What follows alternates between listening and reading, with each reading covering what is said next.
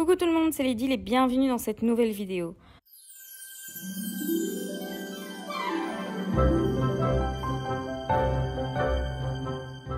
Aujourd'hui, je vous propose un tuto mini-album très particulier. Cette idée me trotte depuis bien longtemps dans la tête, mais je ne savais vraiment pas trop comment faire. J'avais envie de faire un mini-album totalement transparent.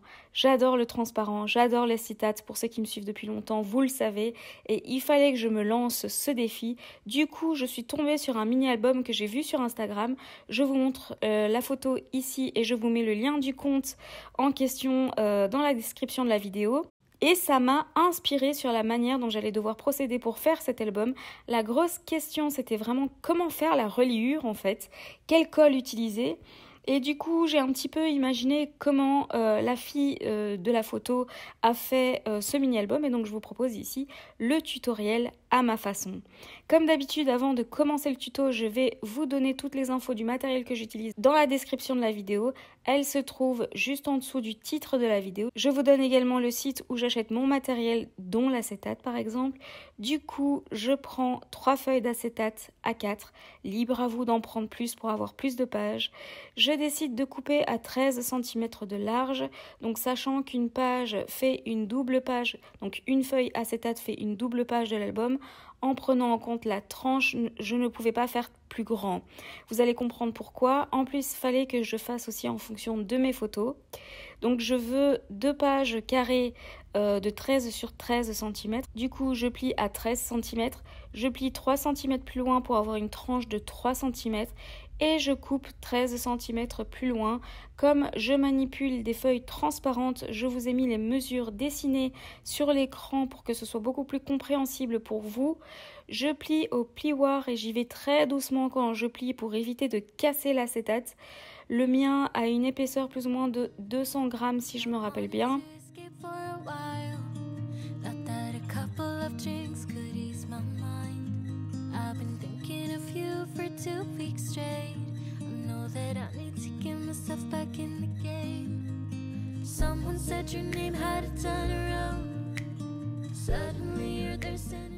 Avec le deuxième acétate, je fais la même chose, sauf qu'au milieu, je laisse une tranche de 2 cm.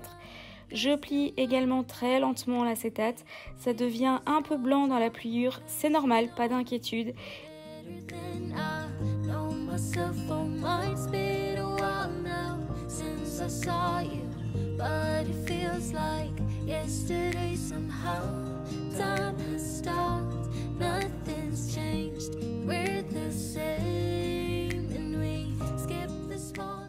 Et pour le dernier, même chose, sauf qu'au centre, je laisse 1 cm de tranche. Donc si vous avez vu ma vidéo sur toutes les reliures dans le scrap, celle-ci, je ne savais pas trop comment l'appeler. Et vous m'avez donné l'idée du triple U. Donc on fait ici la reliure triple U en superposant les feuilles l'une sur l'autre, du plus grand au plus petit.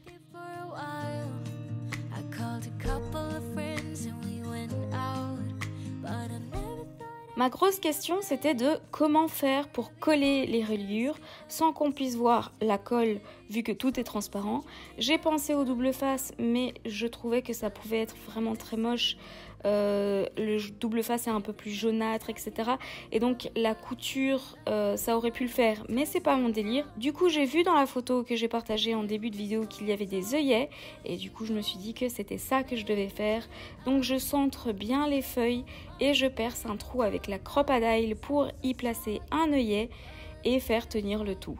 J'ai hésité entre les œillets blancs et bleus et je décide d'aller plutôt dans les œillets blancs.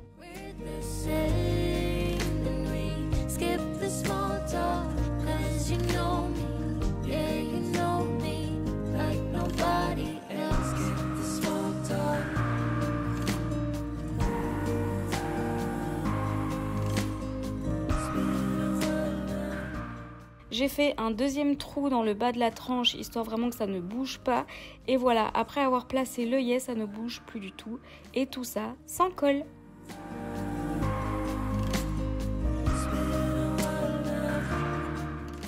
Si vous voulez avoir des infos sur la Crop-A-Dile, sachez qu'il y a des tonnes de vidéos sur YouTube sur cette perforatrice, donc n'hésitez pas à aller voir sur YouTube. Tout comme la photo qui m'a inspirée, je vais aussi faire un cadre autour des couvertures avant et arrière. Et pour ça, je découpe un cadre de 13 sur 13 cm avec 1 cm d'épaisseur.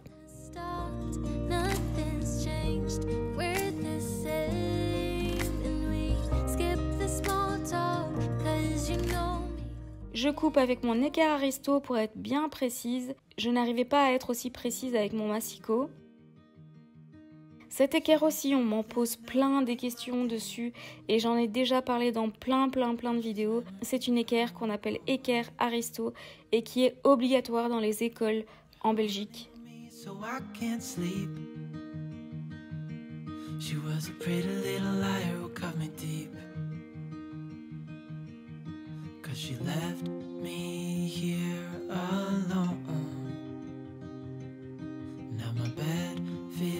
Just like cobblestone. Oh, why did she go? Was I supposed to know that she'd leave? Je vais coller ces cadres sur mon album avec du double face de chez Craftelier. Et alors pour ceux qui ont vraiment envie que ce soit nickel, vous pouvez aussi faire un cadre pour l'arrière des couvertures avant et arrière, et comme ça vraiment on ne voit pas du tout la colle à l'arrière.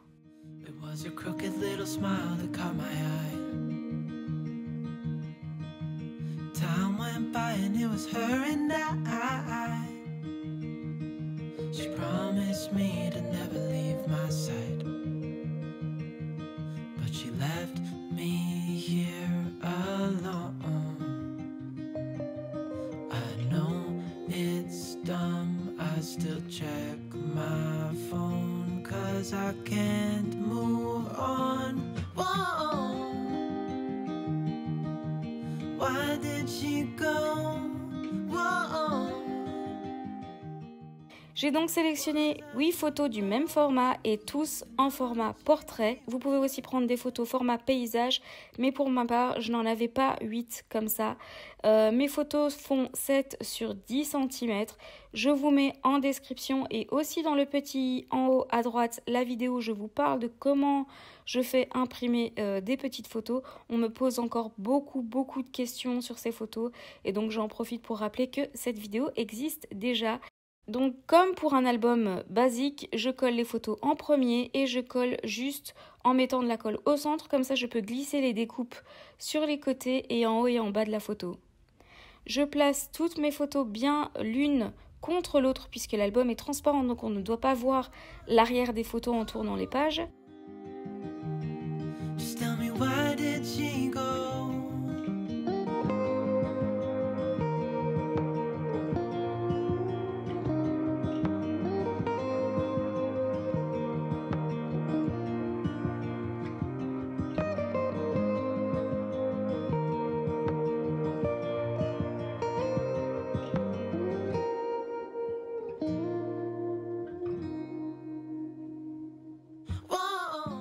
Le thème de mon album, c'est la neige, c'est l'hiver, du coup j'ai prédécoupé à l'avance plein de découpes dies, la majorité sont de chez Saga Post Scrap et le tout dans du papier blanc.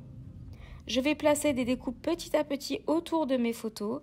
Je colle notamment les découpes avec le stylo colle pour plus de précision.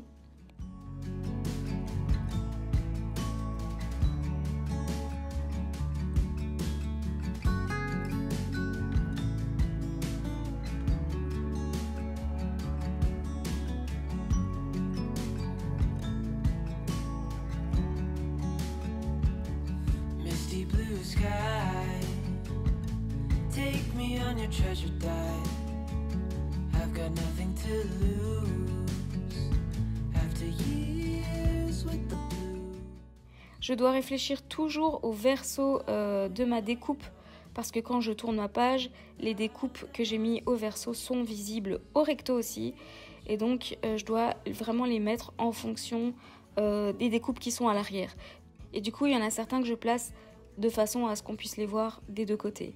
Comme les pages sont en acétate, elles sont un peu rigides, donc je mets des pinces pour pouvoir les tenir bien à plat pendant que je colle mes découpes.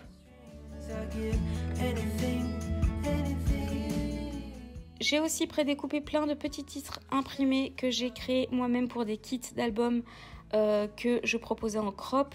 Il me reste plein de chutes et par exemple des chutes d'impression mal imprimées et tout ça.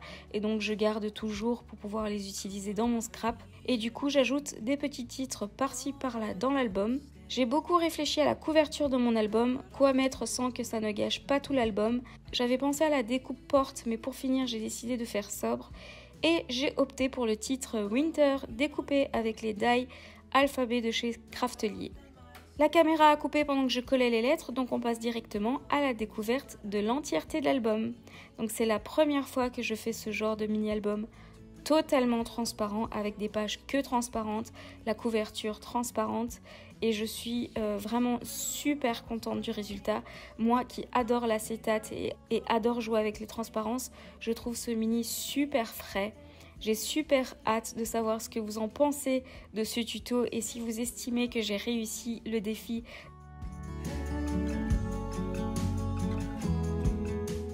Donc j'attends vos réactions en commentaire et n'hésitez pas à me partager vos réalisations si vous refaites vous aussi ce tuto. Voilà pour cette vidéo, j'espère que ce tuto vous aura plu. N'oubliez pas d'activer la petite cloche pour être au courant de mes nouvelles vidéos. N'hésitez pas à liker, commenter et vous abonner. À très bientôt dans une prochaine vidéo. Your biggest fan. And when things are really tough and they're really rough and nothing's working, but there's something inside of you that says, I just have to follow that because you don't know.